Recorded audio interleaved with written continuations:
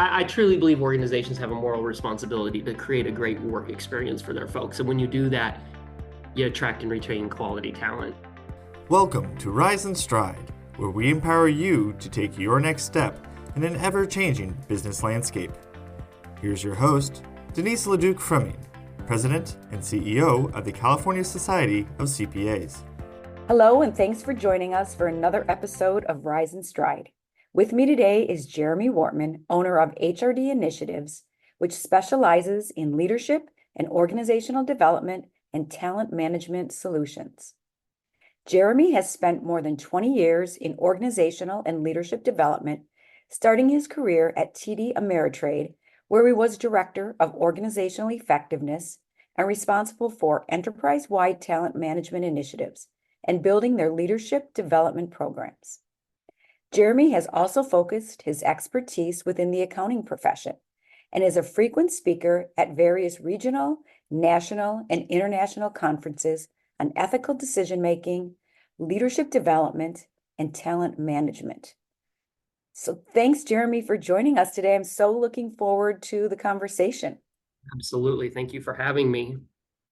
This is a topic that I talk about quite a bit. You obviously talk about a lot, and it's one that's top of mind for firm leaders, business leaders in the corporate side, just everyone as we're trying to, attract talent and also retain talent. So I'm really looking forward to your perspective, and I'm sure our listeners will find a number of tips that they can take away and put into action today. So that's always something that's important to everyone who's listening, that they can put into action something. So just maybe to start, you can tell us about maybe your journey, but what drew you into a career, in the organization development field, kind of specializing with the talent management leadership piece. Yeah, it was serendipitous. I was taking a college class, organizational behavior. I've always loved psychology, and I appreciate clinical psychologists, but I don't want to find out what's wrong with people. I like to find out what's right with people. And so when I found this class where you can use psychological principles and tools to help people be better, teams be better, and organizations to be better, I was like, I'm all in. It was amazing. And then I accidentally got involved with the accounting industry in 2004 after all of the Enron stuff, and then that ethical CPE requirement became relevant. I created a workshop that put a really unique spin on a tough topic. And the Nebraska Board of Public Accountancy invited me to speak at a conference, and then it just kind of took off from there. And ever since then, I just love working with accountants.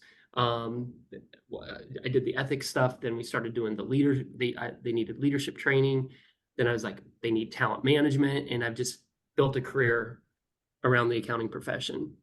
So interesting. And I love what you say about you like finding out what's right with people. Sometimes we would like to focus on how you can be better, right? And you're already great. So how do you even become greater, right? And I think that's a really unique perspective. So I Absolutely appreciate that. Everyone has talent. We'd love to help people find out what those talents are and help them be their best and bring that to work every day. I truly believe organizations have a moral responsibility to create a great work experience for their folks. And when you do that, you attract and retain quality talent. I agree. I think leaders have a moral responsibility. If you are in a position and you have the honor of leading people, you also have the responsibility to make sure that they're coming to work every day in a great environment where they can bring their best. I agree. We share many things. I know we do. many similar thoughts. So you mentioned the American psychology, that piece, and I know you're a member of the American Psychological Association and the Society of Industrial and Organizational Psychology. So maybe connect the dots first, because I don't think a lot of times when we hear leaders, when I heard you spoke at the Leadership Institute at AICPA, it was just phenomenal, but we don't always hear the psychology piece and the intersection of that. So tell our listeners why that's so important to have that intersection. Yeah, so you don't have to be a psychologist to be a great leader, but you have to understand motivation and demotivation. And that's basically what we do, is like just understand human behavior. That way you can manage people in the way they want to be managed. See, that's the other thing that I love to do, is bust conventional management wisdom. And a lot of people think that you should manage and lead people according to the golden rule, which says treat people the way you want to be treated. that's not really true. You want to treat people the way they want to be treated, which is the platinum rule. And that's where leadership gets so challenging because everyone's so different. So that's where having an understanding of, or an appreciation even of psychology, and that everyone's different, and then understanding some of those basic principles and using some of the tools that we have takes a lot of the guesswork out of managing folks and makes it so much easier, which then leads to what you and I opened up with, is helping create a meaningful work experience for our folks. Mm-hmm. You make it seem so simple. I think it is simple, but why do we make it so complicated, do you think? I think people go from their gut and think that managing people is easy, but it's the hardest part of their job. I hear business leaders all the time tell me that they spend 90-ish% of their time on people challenges. Well, take a time out, take a step back, get the right tools, understand human behavior. You'll still spend a lot of time on human challenges, but it doesn't have to be over engineered, and it doesn't have to be super hard. I think we make it more complex than it needs to be. Mm-hmm. Well, I mean, if you, to your platinum rule, treat people the way they want to be treated, that's really gets to the heart of it, right? Because a lot of times I think we look from our lens and that's how it works. So that's just And everybody wants the silver bullet, and their silver bullet is the platinum rule, which is every bullet is different. it's so true. During the pandemic, I realized that more than ever because you were dealing with individuals, honestly, on a more unique basis and customized for that person because everyone was in a different spot. I think before, you could generally say, well, this group is feeling this, but you had to go down to the individual person. I think maybe that started more awareness of how you need to treat everyone, in a singular fashion. Yeah, I think you're onto something there, because I think the pandemic really put the spotlight on that fact and accelerated it. But now that we have these remote working environments, it's more of a necessity for business leaders to understand the differences in people and understanding motivation and demotivation. Yeah, there's a lot to think about there and some really good tidbits. So just our accounting listeners, that they'll be happy about this piece because one of your services is talent management audits, and we are the auditors, right? So we like to make sure that we audit everything, and which is great. So explain what that looks like and why that's successful and how firms have really had some success with that. Yeah, so what I've recognized in working with the accounting profession since 2004 is, they've really evolved into creating and running businesses. And part of that is, it's been so fun to see the paradigm shift where, in the early 2000s, there was a core focus on business development and marketing. Then as they kept growing these businesses and hiring more people, then they needed leadership training. So I started teaching in leadership programs for the accounting world. And then now that they're running these bigger businesses, they're like, wow, we need to be more intentional and strategic about the people side of our business. So me being the nerd that I am, I'm like, how do you help these really smart people think more holistically and comprehensively about the people side of their business, but without over engineering it? So this is where I went out and created a model that I go to accounting firms and we audit them against these various domains and compare what they're doing, because a lot of firms are doing a lot of good stuff, but it's just kind of like a single activity over here, a single activity over there, and it's not really coming together as a really true strategic talent management plan. So my model looks like this. First of all, you've got all the antecedents to your talent management process, which are your mission, your vision, your values, your employee value proposition, and your business strategy, right? And sometimes when I say those words, some people might roll their eyes and think mission, vision, values, soft, fluffy, propagandic stuff. But the best leaders and the best organizations know that those are incredibly important assets, because today's and tomorrow's workforce, they're so much more purpose driven. They want to know, why does this organization exist? What is it trying to accomplish? And how do I help? How do I contribute? So that's why mission, vision, values are so important. And the employee value proposition, that is, a lot of organizations, I think, do a pretty good job of the client value proposition. Why should somebody purchase your services from your firm versus another firm? but very, very few firms are strategically focused on why should somebody work for our firm compared to anyone else. So those are like your building blocks. And then the business strategy, it's like, what are we trying to accomplish? It's a lot. It's interesting to me. I've been doing a lot of strategic planning with firms lately. A lot of firms say they have a strategic plan, but they really have a 12-month to-do list. So we're trying to be more intentional about that longer term picture. And then once we understand who we are and what we're trying to accomplish, then we get into the talent management audit, which gets us into specifically how do we attract and retain quality talent that aligns with our culture and our business strategy. So the first step in the process is talent acquisition. How do we hire the right person the first time? Right. And that's where we focus really on not just technical fit, but culture fit. When I ask managing partners, when you think of an employee's long-term success with your firm, what's the biggest predictor of that success? Is it their technical fit or their culture fit? 98% of them tell me it's their talent and culture fit. But then we ask them, how good of a job are you doing at objectively assessing for that in the selection process? They're not. And it's not because they're bad people or bad leaders. It's just that they don't know that there are psychological tactics and tools that we can use to make that great hire. So that's the first step in the process. Then the next step in my model is how do you get everyone fully engaged?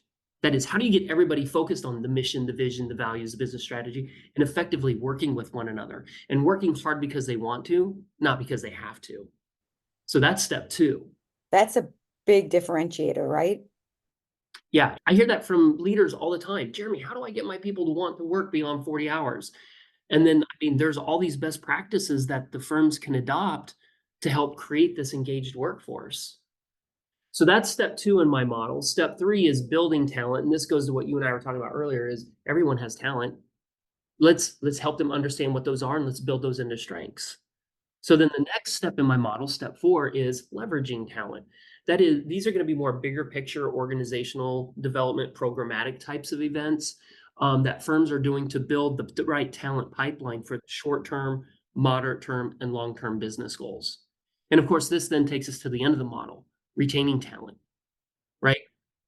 This bucket makes me sad because too many firms are reactive when it comes to retaining talent.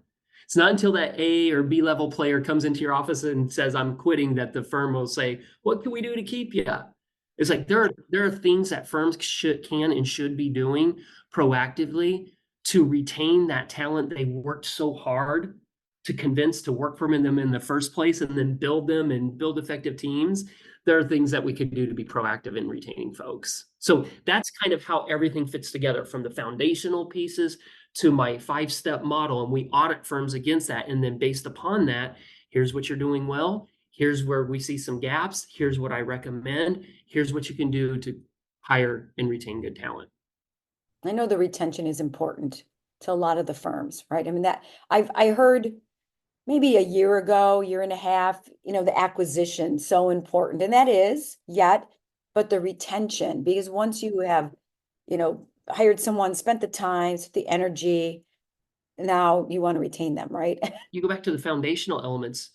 If you have a really good strategically designed employee value proposition, it just doesn't speak to the hiring of people, which that's where most firms, if they do have an EVP, it's implicit and it's only focused on why should somebody work for us. A really good strategically one speaks to the people who already work for you. Mm-hmm. Yeah, exactly. So let me, it seems like, well, that's easy enough to do, right? We can go through those steps. What do you think the stumbling blocks are where people say, I can't do it, I won't do it, I don't see the value? What is it? I think it's 2. One is the old school paradigm. They should just be happy they have a job and getting a paycheck. I run into that all the time. I say that at conferences. Everybody laughs. Everybody agrees. It goes back to today and tomorrow's workforce. They're just so much different. They're so much more purpose driven, and they want to work hard, but you got to give them meaning. So I think that old school paradigm is a big block. And I've seen a lot of those firms, merge up because they're not focusing on talent management and culture. I think the other thing is, it is an investment, right? It does cost money. I recently had a managing partner approached me and he's like, Jeremy, in 2018, you told me to start strategically focusing on this, and I didn't. And I'm starting it today. And I'm 4 years behind. And so that, yes, it costs money, but if you do it right, you can get CPE credit for it. But it's so expensive to lose people. You know, Exactly. the general HR rule of thumb is that it costs 150% of a person's first year's annual compensation to have them turn over. And that's just if we put everybody from all professions and all levels in a bucket and mix it up and spit out a number. The reality is, in this profession, we can get north of 300%. So even though it costs money, yeah, and I've got all these models to prove that by strategically focusing on this, your firm will make more money. Well, and I have to believe that productivity is better too, right? If someone loves what they do, if they're engaged from a culture, I mean, they're going to do more, they're going to be there, they're going to show up in a different way than if they don't. You're dead on. In my Washington, D.C. client, we've let go a partner and 2 tax senior managers a couple of years ago. And, nobody would do that in today's war for talent. We got rid of them because they just weren't a cultural fit. That firm is got great morale. They're making so much money, and everybody stepped up to the plate to even cover the work from all the people that we had to let go because they were having that more enjoyable experience. Mm-hmm. It's interesting because I was reading that book Monday morning. It's an old book, right? It's probably 20 years ago. I just was reading it, and it talks about, this manager he's like, he just keeps this person and he doesn't hear anything bad really, but he's not really listening. And then when he lets him go, because he sees that he's not doing the job and he's not culturally fitting within the organization, the values, everybody's like, I'll do twice the work I done before because that person wasn't doing the job and representing us. So people step up. You just have to make sometimes the hard decisions. Yeah, yeah. And sadly, I hear too many firms say, oh, we've just got 2 more years till they retire. We're just going to put up with it. But in the meantime, you have a lot of casualties because good people leave. And that's one of the things, I've got all the numbers on this. COVID caused everybody to take a pause and be like, what do I want to do with myself? What do I want to do with my career? And we got to a point of 3.8 million quits per month, and that was unprecedented. And the number one reason why people were leaving their jobs, and still are today, bad bosses. They're not going to put up with it anymore. And the next 2 biggest reasons is because they said they felt like the company doesn't care about them and they didn't feel like they belong. This all synthesizes back with mission, vision, values, so culture and talent management. That one never changes, the top one, your boss. That never changes. It's been universally proven time and time again for decades. Yeah, it's interesting. So you have a blog post that talks about myth versus reality. Tell us a little bit about that and maybe some of the, and you put the myth of money being on the top motivator for people, which we know doesn't work. Yeah, so money is interesting. It's important, but it is not a motivator. Technically, it is a demotivator. So what that means is if you don't pay somebody what they're equitably worth, they will go somewhere where they think they're getting paid what they're worth. So this is where I work with firms and recommend that they take a step back, kind of with their business strategy and all this other stuff, and identify what is our compensation philosophy. Everybody gets the same piece of the pie?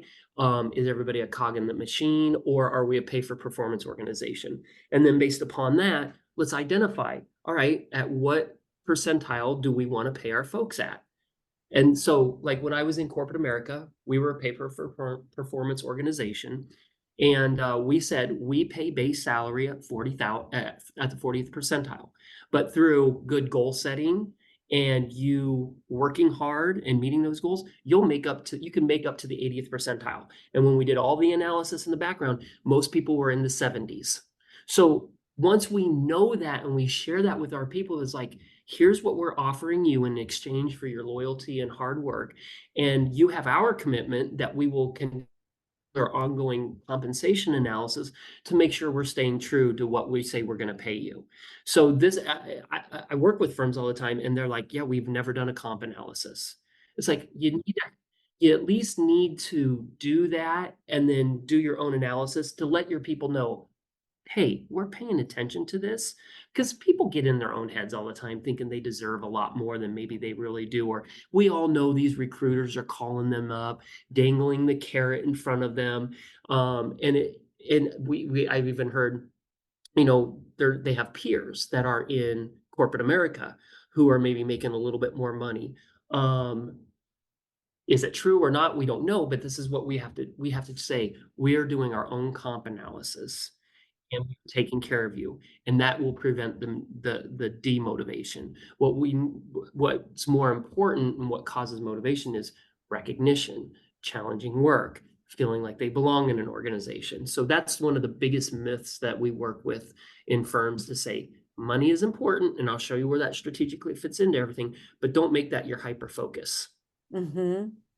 Well, and it sounds like too, the transparency piece is so important. Oh, huge. That's a big, big piece of it as well. And I think we're doing a better job with that than we used to. I think it's getting better and better. And here's another thing that I've learned. I don't know what you're hearing out there from your clients or your members, but this younger workforce, they just openly share what they make. That's what I've been hearing, yes. So I'm not saying we have to go to that extent, but at least from a strategic perspective, air coverage is like, hey folks, we're doing our homework. This is what this is part of our EVP. This is where we're going to pay you, and we're going to make sure that you're not underpaid. Mm-hmm.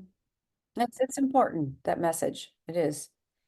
So maybe we can switch gears just a bit here and talk about, how important, because I know you discuss this, allies, mentors, and sponsors are, within recruiting and retaining talent, especially I think, well, both of them, both those avenues. Yeah. So having today and tomorrow's workforce wants and expects to be developed. You've probably heard this cliche, absence makes the heart grow fonder. That's not true in business. Absence will make the heart wander. And what that means is if we don't give our people this developmental love that they want and expect, they'll go to another firm who will give it to them. So when I walked you through my model, my 5-step model earlier, acquiring, engaging, building, leveraging, and retaining, we have found that in building and leveraging talent are huge drivers of employee retention. It's fascinating because what initially attracts people to your firm aren't necessarily the same things that keep them there. Coaching, mentoring, developing people, those are in those two middle buckets that I just described to you. And those are huge in driving in keeping people around. People want to be developed. And mentoring, it doesn't have to be, again, over-engineered or hard. It's put a little bit of structure behind it. And I was just in DC last week. We were putting together the mentoring program. Let's give them discussion frameworks and just dedicate time to developmental conversations, and you create a much more loyal workforce. Surprising what dedicating real time does.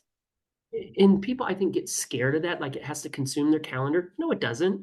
I mean, yeah, formal mentoring conversations we could put on the calendar, block 30 minutes, 60 minutes to have that. Unfortunately, those get punted a lot, and that just really sends a bad message, like you're not important. But I mean, informal mentoring happens all the time. Or if you have a mentoring conversation, once every 3-ish months. It doesn't have to be overly time consuming. And when I ask, I go back to my survey that I told you about earlier. Sometimes when I'm speaking at these managing partner conferences, I'll do my own pre-session survey, and that's where people told me culture fit is more important. I asked them,